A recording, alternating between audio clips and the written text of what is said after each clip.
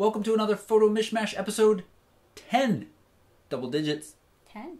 10. All right. Yeah. Someday we'll say 100 and we'll be like, where did all the time go? Because we'll be really old by then. We want to start this week off like we did last week and kind of review the past week, what I did, because I said that was important. We did some more steel wool photography. That was fun. We tried over the head with a very wide angle shot. I had a camera inside.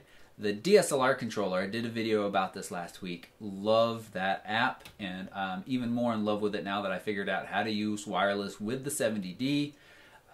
And just a lot of fun. But you were able to control that app. I was. Being outside the ring of doom, or fire, and all... Not all the way out, but Oh, far enough away. she's gonna make it look like she was in harm's way. Harm's way. She gets Yes. hazard pay. Hazard pay. And so that was cool, but it still wasn't wide enough inside. I was shooting with a 12 to 24, and remember on a crop sensor you got to multiply that by 1.6. Wasn't quite wide enough, but we got a cool shot back outside the ring of fire that I'm happy with, and I've got plans for more. Somebody said fisheye. I would. I'm gonna figure out how to get my hands on a fisheye and do another shot from inside. I think that would be very cool. When it's warm. That's it's what I hope. It's been really, really cold. So cold that after a few minutes of doing that, it's hard to light the lighter and get the steel wool because your hands are just... They hurt. They hurt. It's painful. Yep. And the other bit of review that I wanted to talk about was last week when we were defining jargon and terms. We segued, or I segued us into the discussion using the word bokeh. But we didn't actually define it. So let's take a moment and talk a little bit about what bokeh is, because that is one of those terms you hear very, very frequently in photography.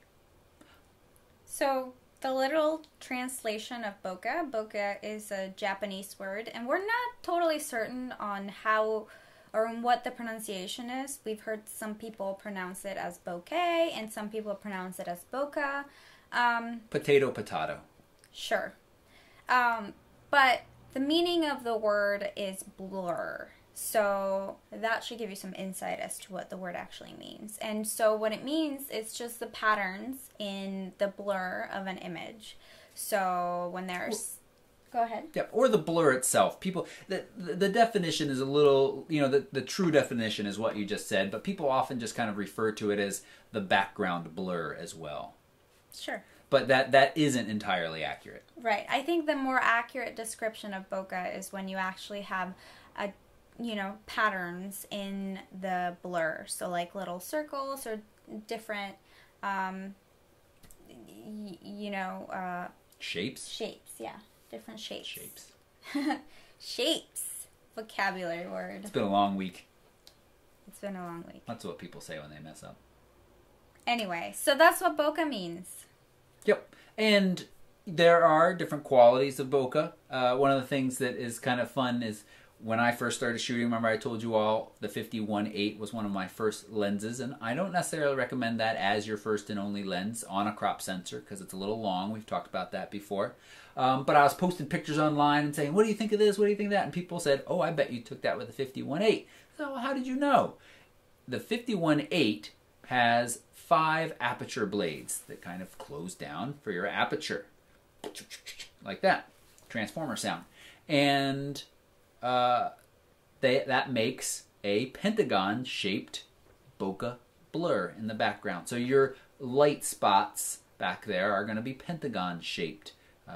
As you buy higher-end lenses, or actually just different lenses, because not all of them have 5 blades, they usually have more blades. And the more blades, the softer or rounder that aperture, that bokeh blur is.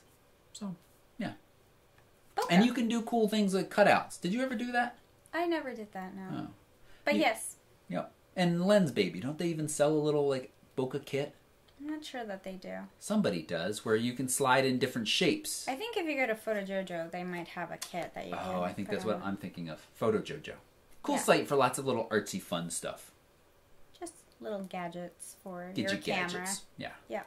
So, moving on to the next word. Well, we talked a little bit, because this comes up often when I'm talking with people, is the term kind of blown out or highlights, which aren't necessarily exactly the same thing, but they're similar. Well, they're related, and blown out basically means that you've lost all of the information in the highlights of an image. So when there's pure white in an image, that means that that part of the image has been blown out. There's no detail at all. No detail at all. No matter how much you zoom, no matter how much you drop the exposure level, you've lost. Another term that's used to refer to blown out highlights is the word clipped. So you can use this to refer to shadows that have no detail and no information in them, as well as highlights. So it would be accurate to say, I clipped the shadows or I clipped the highlights. And how do you know if you've clipped something without seeing the picture? I know the answer to this. Quiz time. Quiz you time. look at the histogram. So if the histogram is leaning all the way to the left, or not leaning, but you see all of the little peaks up against the left, and there are long, some of the peaks, higher peaks, are up against the left. That means that you've lost a lot of data, and the same goes for peaks that are up against the right. So and that's one way to use your histogram when you're on shooting, and just making sure that you have an image that's properly exposed, that even if it's not the exact exposure you want to get, you at least have enough information to pull back from later in post-processing. So if your highlights aren't clipped and your shadows aren't clipped, chances are you've got a pretty good image that you can work with later on. Yep. I just made a note to myself to link to, for you all, down below, a video I did about histograms, reading your histogram, understanding them, and it's really useful in the field. We haven't actually talked a whole lot about, chimping. That's another word. That is another word. Chimping. Have you heard that one? So chimping, I don't like that word because I do it a lot. So, I do. But it just means to look at the back of your camera. And I think that the implication is that you're not looking at the histogram, but you're looking at the back of the camera often while you're shooting to look for the exposure. To see if you got the shot. Yeah, on the back of the screen. So you should really only be looking at the back of your camera to make sure your histogram is right, and then just keep shooting. If you've got a good histogram and your settings, your location hasn't changed, the light hasn't changed, then you should be okay, to continue to shoot. So, yeah, so that's chimping. And in certain settings, chimping can be really bad because you may be missing an important shot while you're looking at the back of your camera. That's happened to me a lot. There have been times where I've looked and then looked up and missed that shot. So, nothing crazy important, I try to not do it as much during a wedding day, like during the ceremony or something like that. Right. But I've there just definitely really missed isn't moments time. before. Right. Yep. Yeah. And like the further implication being, if you're a good photographer, you know what you're getting. But you also want to make sure that not only necessarily all your settings are right, but there isn't. Yeah, there's just a lot of things, and reviewing the images as you progress from time to time is certainly a decent thing to do. Yeah. And your histogram to make sure you are not clipping or missing. But I think the term has some, it's a little bit like shaming. Derogatory or shaming would be better. It's shaming people that Yep. do that, and I don't like it. So. Yeah. So the other big bit of review from this past week was my video about the 70D focusing problem. Now, I'd heard from different folks, mostly not in this country, actually not in this country at all, if I can remember correctly, a while ago that the 70D had focusing problems. And you hear issues with cameras from time to time, usually when they first come out. Nikon D600 is a fairly recent example as well, with dust and oil from the shutter mechanism getting onto the sensor and being on every image. And a lot of times the internet piles onto these things, and everybody says my camera's broken, blah blah blah. I didn't jump to do this testing, but let's make a long story short. With the one camera I tested, my 70D, it does exhibit this issue, which is at very wide apertures, f2.8 and wider. I tested them all at the very widest apertures of the lenses with the 50-1.2, the 85-1.2, 35-1.4. So I tested it at all of those. Using the center focus point, your image is not as sharp as it could be. And when you switch over and focus with the LCD, it is much sharper in some cases. And it's a little bit variable, and the micro-focusing adjustments don't fix it.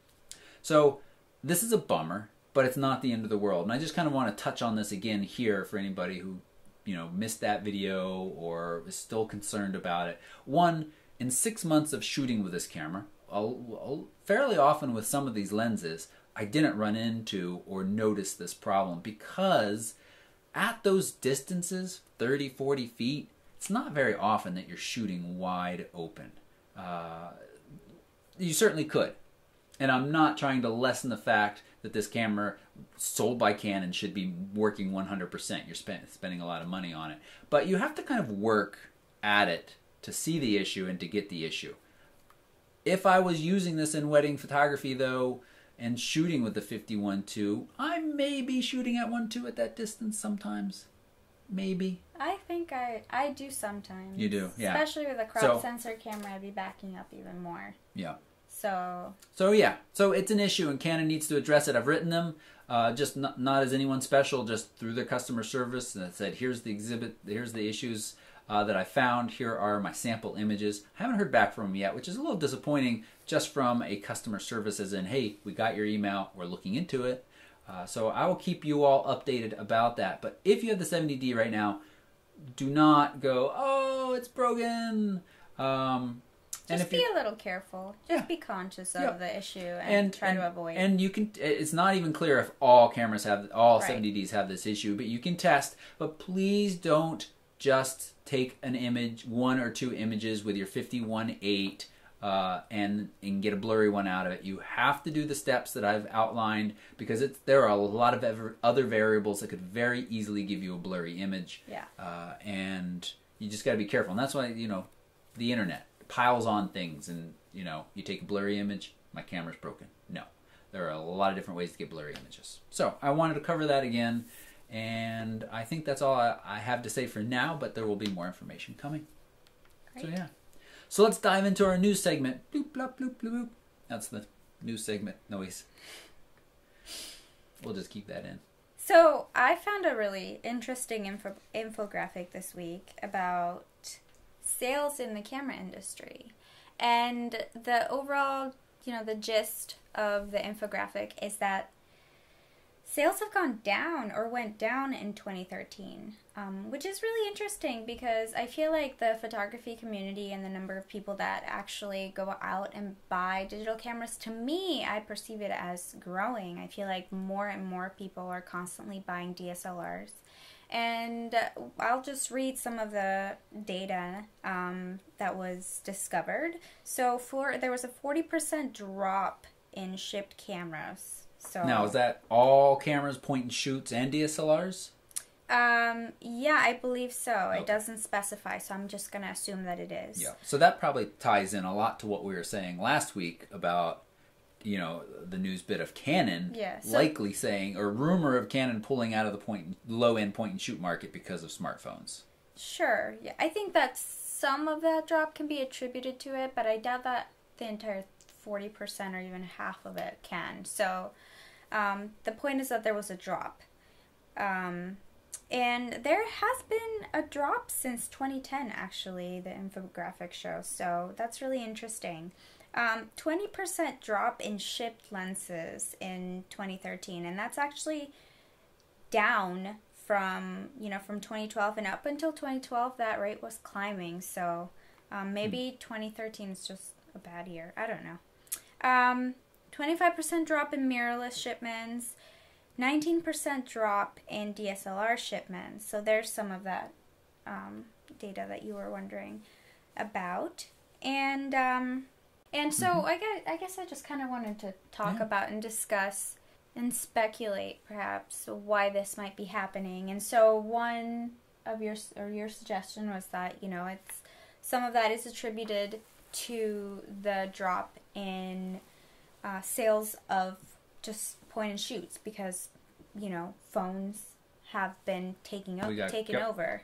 Yep, we said that last week. Another possibility is just the economy is just overall not great. But other than that, you know, I do find it really interesting. Is the photography bubble like bursting? Are people less and less interested in getting a nice DSLR and they've just found out that they can just take a nice picture with their phone and just be done with it? Or, you know, it'd be really interesting to kind of dive in and discuss some of the possibilities. Because 40% is a pretty big drop. That's, you know, that's significant.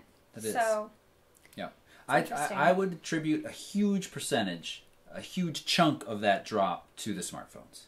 I heard, maybe a factoid being one of those things you hear as a fact, but might not actually be true, that more people in the world have access to a smartphone. Now, that doesn't necessarily mean a smartphone with a good camera, but more people have access to a smartphone than they do to clean, sanitary conditions.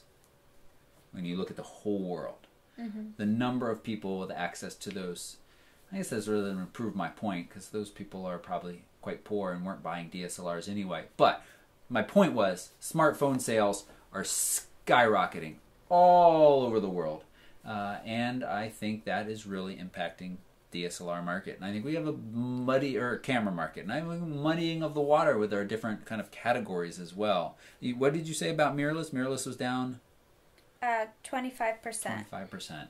So that's very interesting, because there was recently the CP Plus photo show in Japan, and a lot of new announcements came out of that. Some fairly exciting mirrorless announcements. Fuji's X-T1, really nice mirrorless camera. But in some of the interviews that came out of CP Plus, really a lot of discussion about the mirrorless market being very difficult. Quite popular in Asia. But here in America, North America, Europe, they're struggling to find their niche. I think, and I see this as, you know, running my photo site. A lot of people come to me and say, I want a better camera, a DSLR. They have decided that a DSLR is what they need to get the images that they want.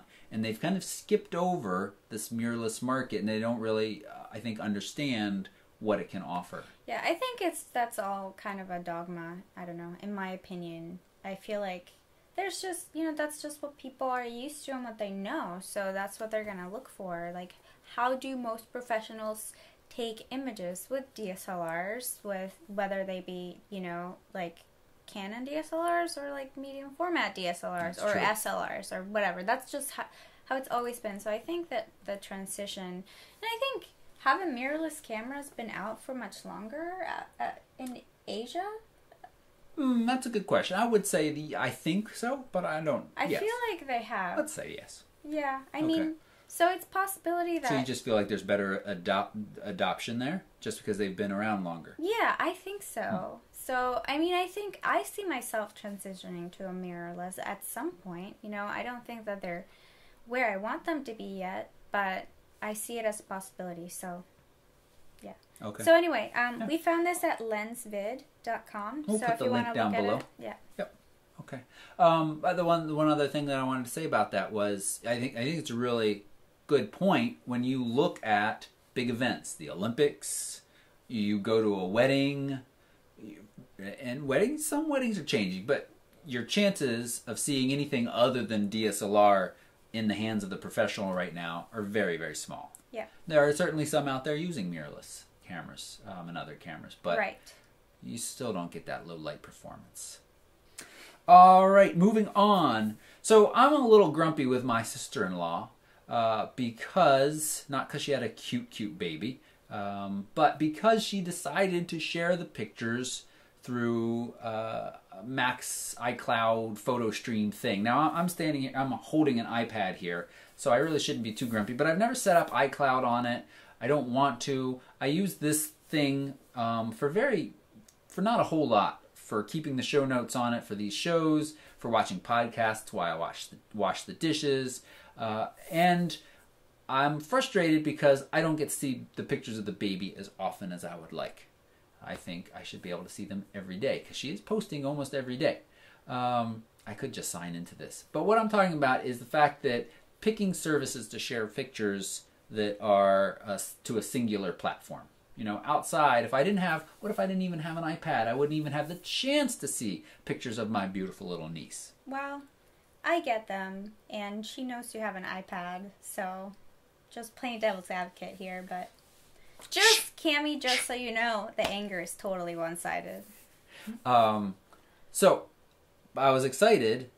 I don't think she's going to switch, but I was excited to see that Adobe has released a new version, or a version of their Revel service, an app, and a cloud photo storage service for Android this week. And it's very much like the iOS photo stream, except you can have apps on Android or apps on iOS, and you can share your photos. And it's really, you think, why wouldn't you just do Facebook? Well, this is nice because the privacy controls are very simple and very easy for you to say, hey, this folder, here's who I want to see it. Mom, Dad, my brother. That's it. And, you know, Facebook, I was actually working with a coworker this week who was trying to figure out why certain ones of her pictures were publicly available and other ones weren't, and some of them had been posted a long time ago. And long story short, the privacy settings on Facebook are so convoluted and just really frustrating. She was really frustrated. And so, you know, when you want to kind of get down to this granular sharing level, Facebook is not great. Google Plus is a nice option as well. And that is cross-platform as well, but there's this new option from Adobe, at least on both platforms now, Android and iOS, called Revel. And it lets you share... How about Windows? I don't think they have. No one's got Windows phone apps. I think some people do. No. Instagram. Is Instagram even on Windows? I'm not sure. I don't think so. I don't think it is. Yeah. Maybe that might have changed recently. It's a little sad. It is sad. Not that Instagram is the be-all, end-all, but that's a good example of a really popular app. Yeah. Yeah. So you poor Windows folks. The Windows phones are nice cameras, nice interface. We're digressing, but no apps. Original. No, I know. So there's that. So there's a free version, and then you can pay a little bit more to have unlimited. So that's really nice if you're looking for a nice way to share. Or you could use a site like Zenfolio or SmugMug. So I just wanted to bring up that bit of, because I like Android. Now you... So, yeah, so I'm maintaining, you know, our current topic about what is kind of, you know, becoming outdated in the media world. Are camcorders dead? I came across this article on SLR Lounge earlier in the week, and they kind of briefly discussed it.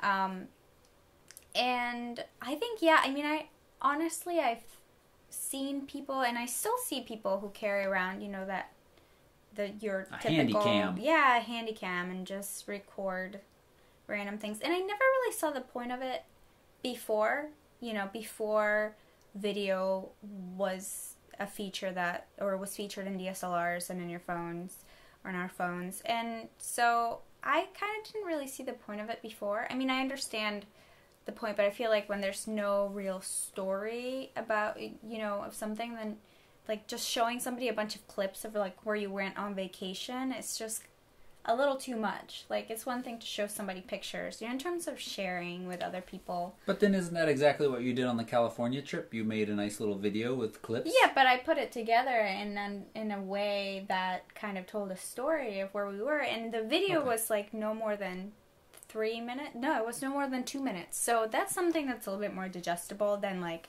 20 minutes of random shaky clips of your vacation. Well, you're assuming that everybody that has a Sony Handycam that's all they're shooting. Well, yes, I am. But I am referring to people who just do photography and videography as a hobby. Just have a Handycam to document their travels, to document their experiences, birthdays, and so yeah, so I didn't really see the point. And this is, again, a personal opinion and not the, you know, the end all be all. But I didn't see the point of them before, and now I feel like since video is built into pretty much everything, and GoPros are so which are a camcorder, but are, you know, not your traditional camcorder. You can mount them onto different things. They're a little bit more flexible. Since they're so popular, I just feel like, yeah, I mean, I don't see why anybody would get a camcorder. Although, you know, they still sell them when you walk into a brick and mortar shop. even online. You know, everybody they still sell sells them, some models. Yes. So, but yeah. So, what do you think? What do you think about that? And then, what do you think about the infographic as well? We'd like to know your thoughts. So we always like when definitely you comment. weigh in. Yes, Yeah. people are good about commenting. Yeah, GoPro was the #1 selling camcorder, right? And we're running long in this discussion, but we do want to talk about, not this time, but in the future. I think we're all going to be using camcorder or video cameras, even photographers down the road. So let's a little tease about maybe next week or the week after. We'll see. And 4K video, not just being about shooting super high definition video, but actually shooting video that you can pull stills out of, because 8 megapixel images are coming out of 4K video. I have my thoughts on that I will wait to share until we actually talk about it. I think I can tell from your tone what side of the fence you're on. We'll see. You have to watch to find out. All right. The last bit of news that I want to talk about, and that is the fact that Getty announced this week, just in the last day or so, that they are going to allow everybody to use all of their images. Now, the use means you can embed it with their special embed tool on your blog, on your website, and that embed tool brings along copyright information, photographer, and link back to Getty. The watermark, the image itself isn't watermarked, which I think is cool, and you can't use it for commercial use. Though they said if you're making money off your website, that doesn't really count to them as commercial. So, like they're referring to bloggers. Bloggers, so yeah. Small businesses, I think, but not really. I mean, well, you know, there's a fine line between some small businesses and some bloggers, whether or not they're actually generating revenue on their website. All right. But yeah, so I think this is really interesting and related to topics that we've talked about in the past of ways to make money in photography and selling your images or selling your stock images. We talked about being a really hard way to make money. You know, you have to have very specific, very clean images most of the time. You have to produce a lot of them. I think that's the key. And you have to produce volume. a lot. Volume and quality. Let's not just say that you can go out and take 50 quality, pictures of... I think, is a given. Okay. So, but it's volume. And so my point is that those people who are making money that way, I think, are going to have an even harder time. And the kind of like the Shutterstocks, the iStock photography, I think they're going to have a harder time now too. Because suddenly here you have this incredible source of images. And if you're thinking Getty, when I first thought of it, I thought, oh yeah, a lot of news pictures like this moment or that moment. You go to Getty and search butterfly. There are thousands of pictures of butterflies landing on flowers, really high quality ones of all kinds. People doing the butterfly swim stroke. Well, let me ask you this though. So does this also mean that the amount of money that each photographer gets paid for their images that are used on blogs and online changes? So those Getty photographers? Anybody who submits an image who gets used, you know, embedded into someone's website for free, do these photographers get paid less? I don't believe those photographers got paid based on how their images were used now. But you had to purchase an image to be able to use it before. Yes, but as a photographer, if you work for Getty, if you're contracted by Getty, your pictures are theirs. You don't make more or less depending on how often those pictures get used or who they get used by. I think I'm thinking of Shutterstock. That's what I was thinking. Where anybody can submit any image. Yes, Shutterstock and iStock Photo. You know, you could take a picture tonight and upload it to Shutterstock and say, here, people can use this picture, and they have, you know, deals where, you know, you get a penny or 5 cents or whatever it is. I have a small portfolio at iStock Photography. I've been up there since 2002. I've made $173 in 12 years. Now, I literally have like 8 or 9 images there, but, you know, and that most of that money came many years ago before this stock photography blew up really, really big. So, I think that's really interesting, and I think it's going to change the landscape of stock photography and make it more difficult for the little person. Yeah. All right, so moving into the discussion. What's a good noise for the discussion piece? Like Bow, bow, bow. There you have it. There you have it. We'll find some good. Getty doesn't provide sounds, I don't think. They have video clips too, though. I want to talk a little bit about AV mode, because I've come across a couple of images in the last week, and this has happened to myself as well, and I think you as well, where the image was shot in AV mode and was not as good as it could be because of that. Now, I'll say this first. AV mode is aperture priority. It's on the dial, and when you put it on that dial, you then have control over the aperture of the camera, or in the exposure settings. The camera decides the shutter speed, and then whether you have it on auto ISO or not, whatever. So basically, you got the two big ones, aperture and shutter speed, and then there's, of course, ISO. But put it on AV mode, aperture, you set the aperture, camera sets the shutter speed, and that sounds good, and that sounds like a nice kind of progressive step towards full manual, which should be a goal of many people most of the time. Do you agree? Yeah. Yeah, I mean, okay. I think it's a good way to... You didn't seem totally convinced. I don't know, I feel like when you want to shoot... Do you think it's a good idea to be full manual? Oh, yes, oh, okay. I do. I'm sorry, I thought you were saying something else. No. So it seems like part of that natural progression, but it can be really dangerous. And the times that I've gone back to it, I feel like I've had that confirmed. And do you want to talk about what the issue can be, or you want me to continue talking? No, I'll talk about it. Okay. Well, first I think that if you would like to start shooting manual, just do it. Like, just start. Don't be afraid. I mean, you're gonna screw up at first. We've all done it, so you should just go for it.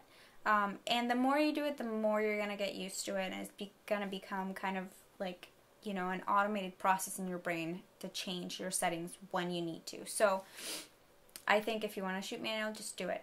I don't like AV mode or any semi-automatic modes because the camera's not really as good as we are at setting the proper exposure. And you can ask it to, you know, like overexpose or underexpose in semi-manual modes, but it still just doesn't do a good job. And many times it sets a shutter speed that later I'll find out that was too slow or way too fast. And I just, you know, I would rather be sure that what the settings are and control them myself. And if I screwed up because I set an incorrect aperture, then I screwed up. But, you know, that's less likely to happen when you're aware of what your settings are. And the more you do it, the more aware you are. So, yeah, the other, I think, did I touch on this already? That a lot of the times it also underexposes things or overexposes things when I don't want it to. Even if I've set it to overexpose, it just is not as good as me, as I am, or as anybody else is, to set the exposure that you're looking to achieve. So the only time that I would use manual or AV mode is when I have a lighting situation that's constantly changing. So for example, when there are fast clouds in the sky, they're moving really fast and the sun is kind of filtering in and out, and the exposure is changing by a number of stops. So in that case, I'm fine sacrificing a little bit of control and kind of working with the quirks of AV mode. Mm-hmm. But otherwise, no, just full manual mode for me. I don't like anything. Yeah, and you touched on it. The big one of why AV mode is dangerous and why it's bit me is the thing that it can do is choose a too slow a shutter speed for whatever your subject is capturing, and you end up with motion blur. And that's bad. An underexposed picture you can work with, but a picture that's blurry because of motion blur, you've lost it. You know, it's not good unless you're just showing motion blur. And that happens, and I think the tendency is that you're swinging the camera around and capturing different things to kind of think, hey, I've got it in this AV mode. As long as I've set my aperture, I don't really have to look at anything else. And it's always going to kind of try to center that exposure. And what Christina meant with it may underexpose or overexpose is, you know, even if the camera thinks the exposure is centered, that's not going to give you necessarily the image you want. You point the camera at a black cat like we have over there, and the camera is going to center that and give you a gray cat because it wants to overexpose and the rest of the image is going to be really blown out. Or what's happened to me is point it at the photographer, when I'm taking selfies, at the bride wearing her big white dress that the sun is hitting, and it's going to choose very fast shutter speed, and we're going to get a gray dress and a very dark, area around her. But mostly it's that motion blur from choosing too slow of a shutter speed. Yeah. And the reason the cameras do this is because they're programmed to find a medium gray. So I'm not sure, I can't remember the percentages, but it 18% gray. 18% gray. It uses 18% gray to calculate the exposure. So, it takes a really white dress and it says, well, how does this compare? And then, it underexposes it according to that. So, but it doesn't actually logically say, well, this is a really white dress, it's going to be bright, it's going to be white, or this is a really black cat, it's supposed to be pretty dark. Let me just expose for the cat to make it look the way that it should in real life. It just kind of exposes objectively for the 18% gray. And not color, but light value, 18% gray. Right. I think that's something I've touched on in my exposure videos, and I will come back and talk about that more in the future, because I think that is when photography started to click for me. Click for me. Is when I kind of understood how the camera was seeing a scene. Now, the camera does have a brain that recognizes scenes and says, oh, this is a sunset. This is how I should expose for a sunset. Or this is a scenic view. This is how I should expose for a scenic view. But it's not smart enough yet for a black cat or white wedding dress. And so you got to watch that. But the big one is you're swinging that camera around at different subjects, and you're not necessarily watching your exposure meter and your shutter speed. So you might get a slow, blurry picture. Now, but when you're shooting manual, I feel like you are thinking, okay, I need to set the shutter speed, I need to set the aperture, and you're watching where that exposure meter falls and then adjusting them. So it's forcing you, and that becomes second nature down the road, better than just using AV mode. So AV mode is dangerous. I know that for a fact. Yep. Good. Should we go over some reader questions now? We should go over some reader questions now. So we've got 2 this week that we want to cover, and the first one was, what are the most common lenses you use at weddings? And who is that by? That's from Sokoli989. Sokoli. So we actually looked in Lightroom and we sorted all of the images from one of the weddings that we shot this past summer. It's a pretty good representative wedding, right? Yeah. And for me, no question, it was the 8512. I used it more. I used it over 1,700 pictures, and everything else. The second was the 50. Can we put up this? Can we take screenshots of this Sure. and put it up on the video? Yeah. Okay. The 5012, and then I believe the 70-200. Yeah. And then the 35. So the 8512 was my favorite. I've been shooting with the 5012 more so these days, but I think that's still transitioning a little. Yep. Yeah. So you carry around 2 camera bodies, so you usually have a prime lens on each. Yeah. Yep. And this would be a good time to point out that one of the videos that I did this past week was about Canon's March rebates. They got mail-in rebates. Mail-in rebates aren't quite as fun as the instant rebates, but there are some good savings on some of these lenses here. These are all Canon's higher-end lenses, and the 8512 is one of the lenses in there. It's one of the such a nice lens. One of the lower prices we've seen on that for quite some time. It is in a class by itself. It is just fantastic lens, really, really nice, and it's $2,000 and some odd dollars. It's not cheap. Yeah. The 51.2 is also in that mail-in rebate, a good price, and it's at about $1,200. I think that's about $1,200. So that's good. Now for me, I have one camera body at weddings, and I primarily shoot with the 24-70 and the 70-200. And when you look at mine, the 70-200 I shoot with most. That covers almost I use that for 99% of the ceremony.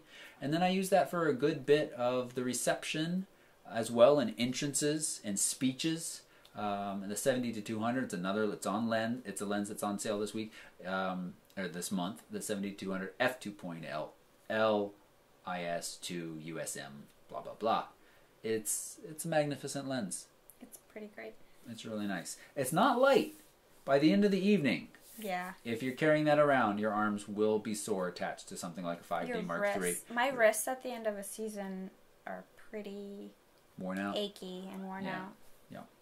So Coley, that is the common lens we do. Well, those are the commonly used lenses at weddings for us. Different people can have very different approaches, but what are your most used lenses? Tell us. Yeah. B, hello, kitty. What lens do you use most? Fuzzball. The 24-70 and the 70-200 are kind of staples, and then a lot of people like Christine also choose to shoot with prime lenses as well. The next question we have isn't attributed to a single reader. It is more about focus points in the camera, and I've had a couple of questions in the last 2 weeks about this. A lot of people saying, well, isn't the Nikon D5300 better with 39 focus points versus something like the T5i with 9 focus points? 39 sounds a lot better than 9.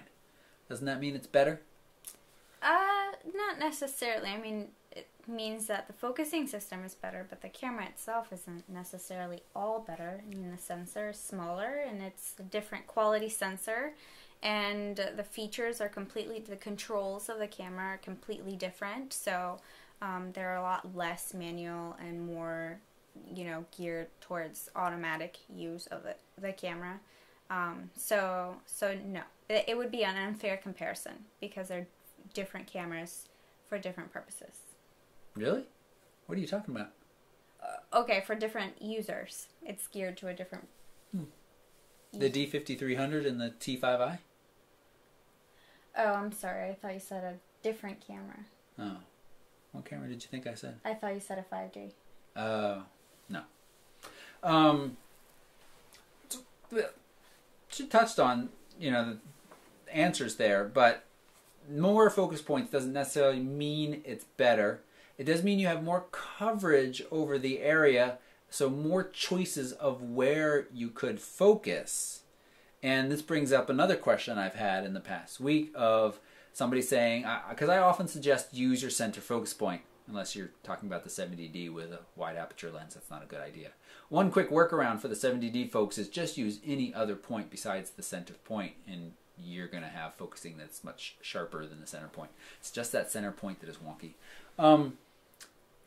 Somebody said, I don't want to use the center focus point. I leave it on all my points so that everything in the frame will be in focus. So let me tell you why they make all of these focus points. It's to help you compose a photo better. So before, when you had limited focus points, you had to kind of pick a point, focus on your subject, and then recompose the image, which generated, some problems.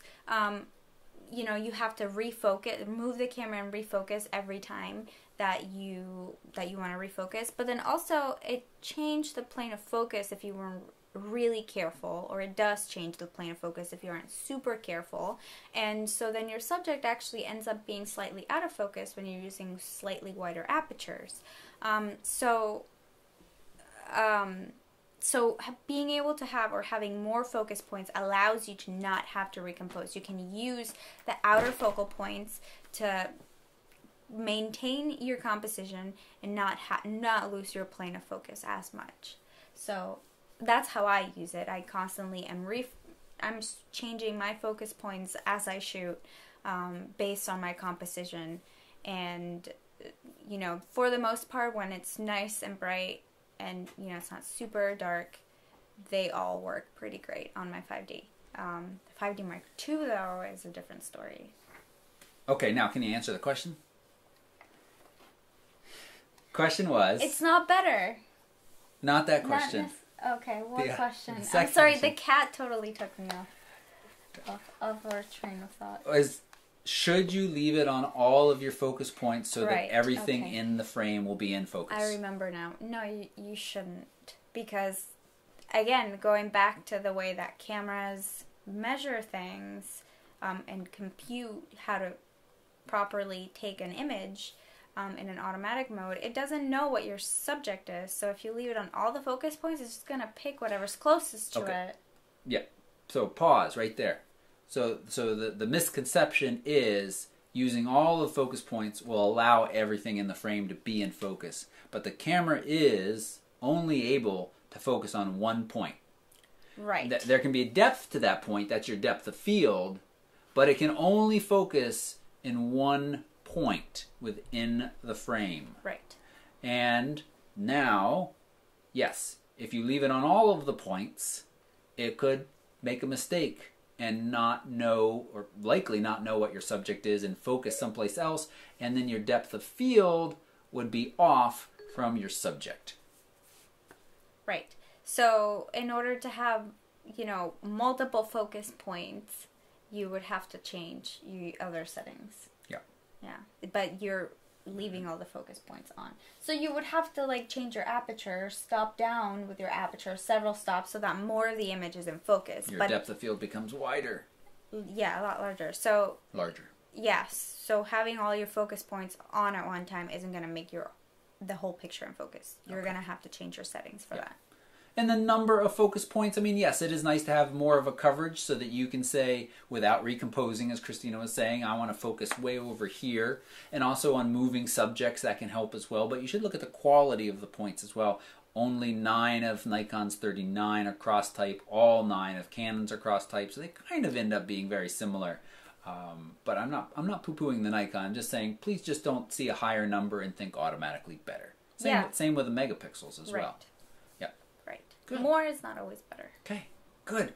This brings us to our very last segment of the podcast, and that is picking our favorite picture of the week from the Flickr group. So let's take a look. All right, Christina, you've picked this as your favorite submitted in the past week. Yep, this is my favorite. I think I love the way that some of the mountains, there's a hint that the mountains are tall and very big, and some of them are still hidden, and the exposure is perfect, and I just love it. I love the composition too. It's a nice shot. And I picked this ladybug one. The quality of the images submitted in the last week have been amazing. I love this image, this kind of glimpse through the leaves to this ladybug right here. So Samantha, this is my favorite image submitted this past week, but it was so hard because there were so many wonderful ones. So thanks so much for watching this episode, and if you have a moment, please subscribe. And if you have a question or a comment that you'd like to see addressed in a future episode, just leave it right down below. We'd love to hear from you. Yeah. Goodbye. Bye-bye. Whoa! So I started to edit the video and I realized that I had forgotten something big that I teased in an earlier video this week. I am giving away this DICUSSION ultra compact tripod. I'll ship it anywhere in the world.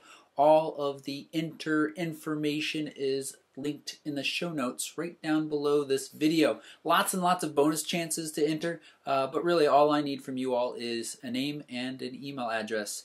I hope you win. Thanks so much. You want to say that? No. Thanks so much for watching. Maybe I will do it. I'll do it.